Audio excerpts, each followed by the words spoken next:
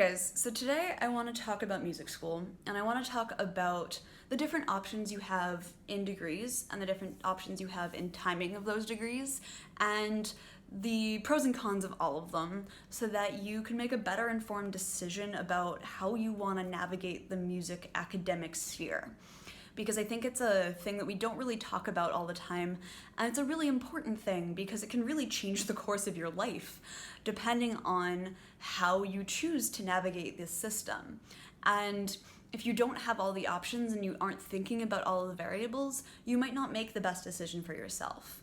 And that being said, you can make mistakes in this system. I don't think that I chose the best path, but it worked out for me and I made it work for myself.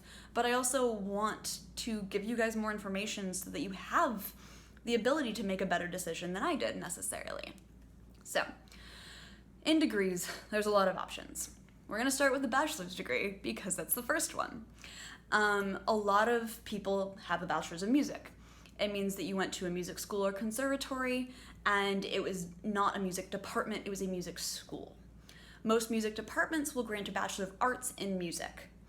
There's a little bit of a distinction in that you probably have a little bit more of an academic commitment in a Bachelor of Arts in Music because it is a Bachelor of Arts and not a Bachelor of Music, but in the grand scheme of things, the systems are the same. You still take private lessons, you have ensembles, you do all of the music education stuff that you would do in either degree.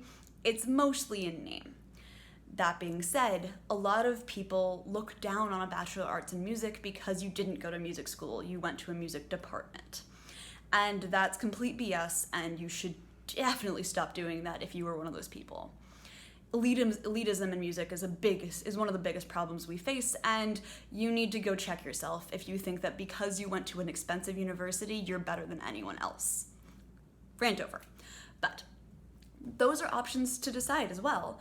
Do you want to have a little bit more academics? If you are interested in other things, do you want to go to a conservatory where it's going to be music all the time and very little academics? Out of music, obviously, or do you want to kind of split the difference and go to a school of music where you have a whole university and access to that, but you're still going to have a little bit more focus on music because you're not just in a department, you're in a school. But I chose the School of Music route. I was very happy with that. I have always had mixed interests, which is partially because I grew up as a professor's kid. Both my parents are professors in a university, and I had always been very focused on academics, and I didn't want to lose that just because I was going to music school. I actually did a minor in Canadian history, and at Indiana, I minored in Dutch. Kind of, I didn't really minor in it, but I took a lot of Dutch courses, and it was really important to me that I wasn't just in music, because I think being a well-rounded and well-informed person makes me a better musician, but that's also just me. I like school. I'm a giant nerd and everyone knows that, so that was my personal decision. If you decide that you want to take a gap year and not go to music school just yet, that's totally fair. That's a completely valid thing, and it also can help you take the time to do good pre-screenings because you're not dealing with high school and courses and applications that you also have to do homework on top of and everything like that.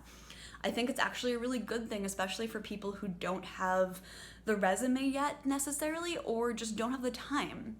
It also means that you can take lessons, you can really just focus on your auditions, and that's a great thing.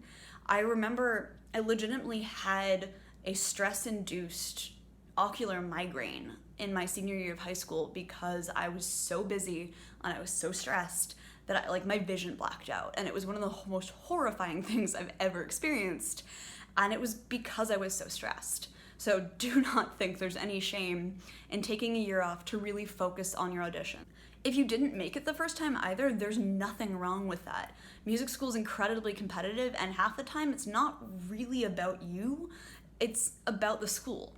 So take the time that you need and take the time to become the best candidate that you can be. After your bachelor's, obviously most people go on to their master's.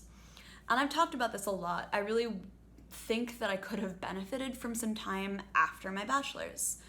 That being said, I also didn't have the connections, the playing ability, or the focus really to succeed out of school at the time.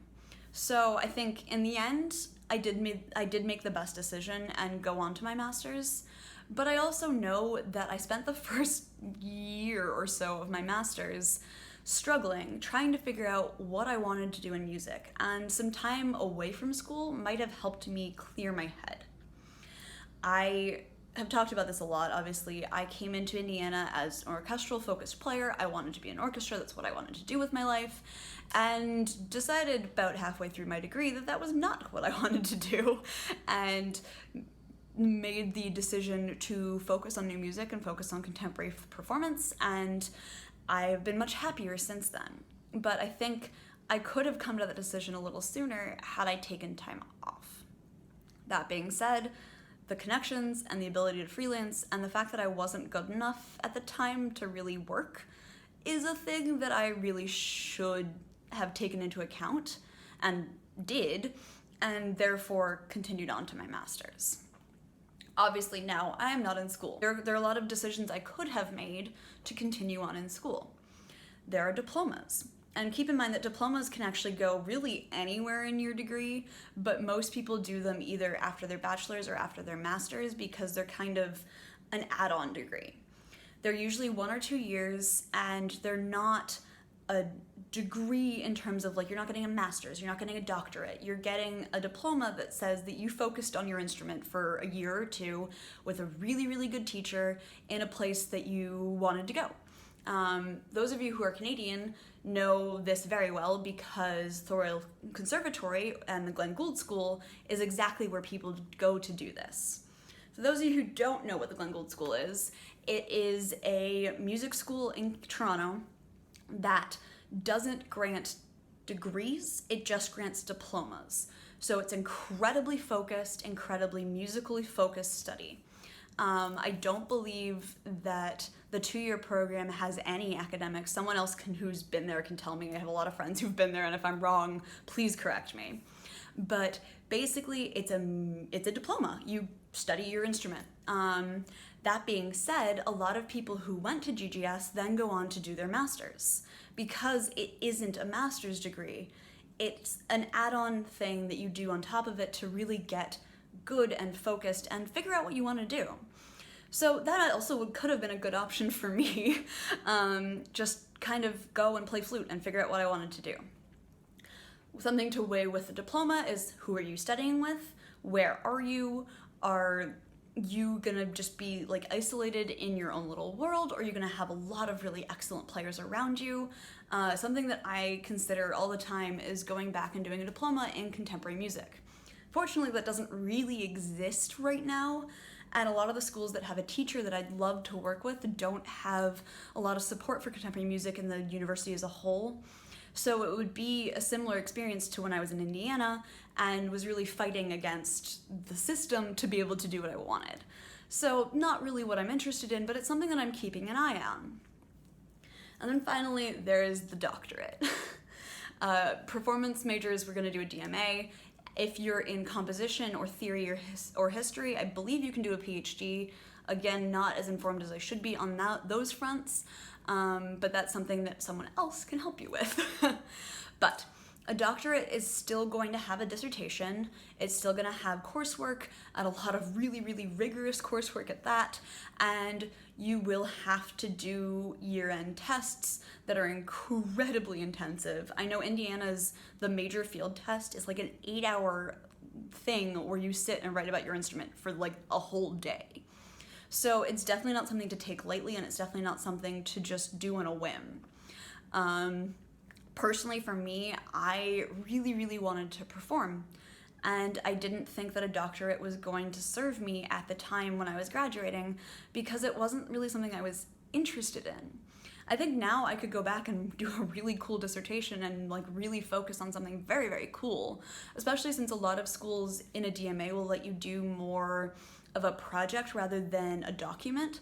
It obviously is a document, but I have a friend who wrote a series of like technique books for brass players.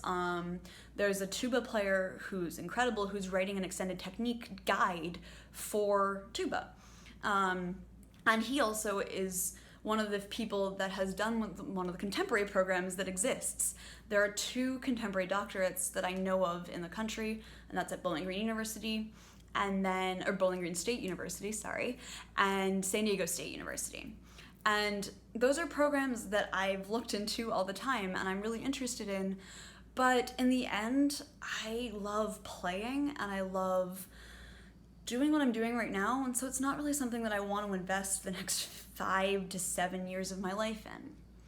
Not to say that it isn't an option, but that's the cool thing about getting to the point where I'm like, I know what I want to do. I know who I am as a musician and what I want to do with my musical life, and now I know what the options are. And I think the biggest thing that I want to kind of leave you with is don't be afraid to take the time that you need. If your bachelor's takes you longer, do it. Obviously, if you have the money and you have the means to do it. There's a whole nother factor of the financial side of things, but for the most part, if you can do it and you need to, then do it.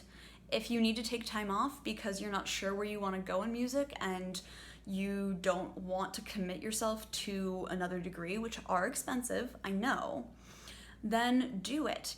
If you want to perform and you want to take the risks of not having all the degrees that you need, then do it. Don't let the musical world dictate how you live your life. And don't let the musical academic world tell you that you need all of the degrees that they had. The world is changing, and there's a lot of opportunities that exist where you don't really need any degrees. And that's cool. And if you want the extra training, if you want the extra focus, if you want the structure of school to help you figure out what you want to do, then obviously go and do that. But you really do have to think about it. Don't just follow the path that someone told you should be on. Question whether that's the path that's best for you. And I know this is full of cliches and full of things that you've heard a million times, but there's a reason that things are cliche. There's a reason that you're being told this a million times. It's because it's something that you need to think about. Yeah, I hope this was helpful. If you like this video, give it a like. If you're new here, subscribe. If you want to support me more, check out my Patreon, and I will see you guys next week.